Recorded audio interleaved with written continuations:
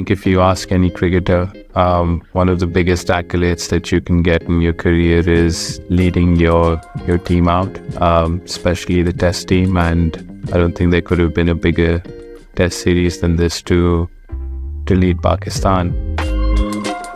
I really enjoyed my first Test series as captain. Yes, it was challenging.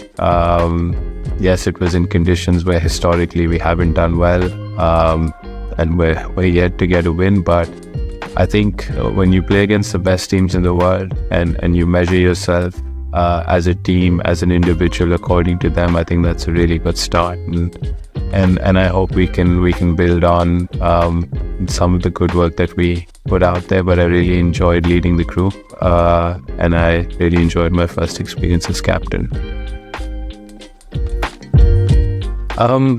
I think the biggest change was that you had to constantly remind yourself that when I went out to bat, I was just a batsman and not a captain. I remember Andy Flower telling me this when I was leading Multan in the PSL for the first time. That was a huge change for me. He said, once you go out to bat, make sure that you're Shan Masood the batter and not Shan Masood the captain. So I had to constantly remind myself of that. But again, I think everything else except for the batting part, you're a leader out there, you have to make a lot of decisions, and there are a lot of responsibilities on your shoulder that were the biggest challenges. Whereas when you're just a batter, you tend to focus on yourself. Yes, you think about the team, but when it comes to decision making, you don't have to bear that pressure. I don't think anything in particular surprised me off the field, but I think it was very challenging because when you become captain, I think the work on and off the field becomes a lot more than what you usually do. You're supposed to attend every single meeting, whether that's the bowlers meeting or the batsman's meeting. You have to sort of gain the knowledge and the insights of different coaches. I think we had a vast experience of coaches out there. You have to do selection meetings, and I think selection is probably the toughest job in the world, because you can only select 16 to 18 players in a squad, you can only select 11 players for the playing 11.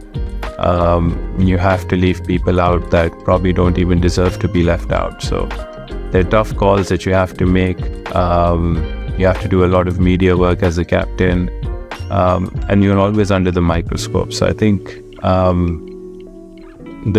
nothing surprised me. I mean, I expected all of this, but when you actually get to do these things firsthand, you realize that captaincy is not the easiest job. But look, it's a huge privilege, and you want to make the best of decisions for the team, for the country, and you want to make sure that you're doing justice to everything and not sort of disrespecting anything. So yeah, it's a tough job.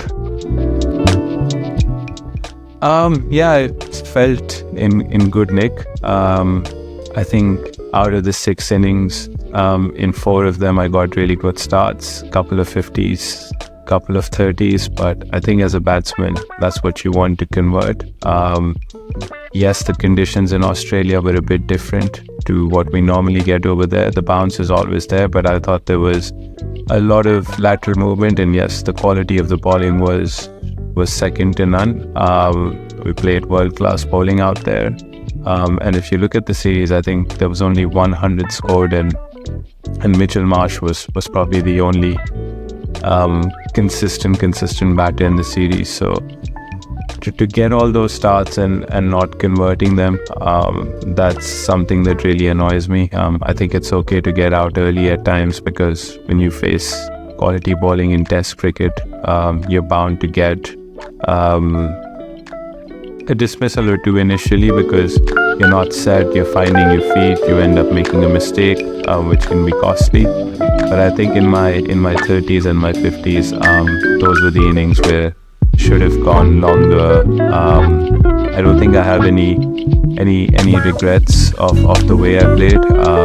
I thought that I was in good positions. I had good intent. I was able to play a lot of shots and get value for those shots. But yeah, it's frustrating when you don't kick on and you don't carry on, and especially when you're the leader, there is that extra sense of responsibility which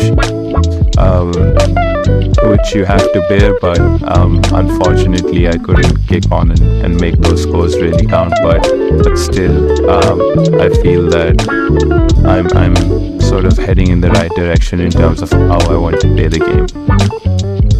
The hopes are very high. Yes, it was frustrating, like I mentioned, with my batting. I think the Melbourne and Sydney tests was something where we could have closed the games out. We were in great positions to win those test matches, but that's what great teams do, that even when you have the slightest of chance, or even when you have a decent chance, they make it really hard for you. And I always look at the bigger picture, and I feel that the results will always be a byproduct of the work that's done consistently over a long period of time. And I have really high hopes. I think that we've unearthed some real gems to take with us forward in Test cricket especially, but we've also figured out a way of playing, and sort of as a squad we've agreed about a certain way of playing it.